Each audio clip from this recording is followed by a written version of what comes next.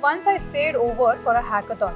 When I crossed the classroom, I noticed that it's still open and the seniors and juniors are sitting there talking something very actively. What is that about? Okay, so those are dim light and moonlight sessions which we usually conduct to students to learn about new techs and trends. Because we have an academic load, we have basic infra things which is to be covered in case of your syllabus.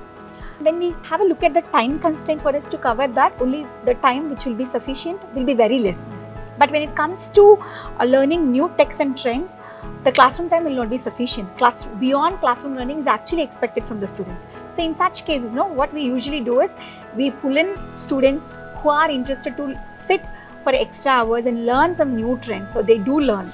They form themselves as a team based on their own interest. Like we have a team from our first year and second years doing game development, and one team doing game designing, and another team learning blockchain.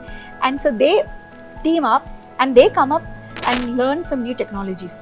So that is the motto, like beyond your syllabus, beyond your academics, what is that one particular tool which you would like to learn, tool or tech? So that was the motto. I should definitely join one of those teams. Yeah, exactly, because that just being one in the crowd will not help you, right? You have to stand out from the crowd. So for that case, you should learn something extra. You should sit more than class hours and you should be learning now. So that is the thing. Yes, ma'am. And from this conversation, I can clearly conclude that even the infrastructure is built in a way to encourage industry-ready learners. Exactly.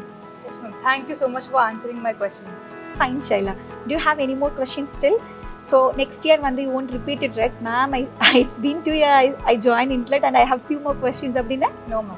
No? Thank you, ma'am. Sure? Yes, ma'am. Thank you. Thank you.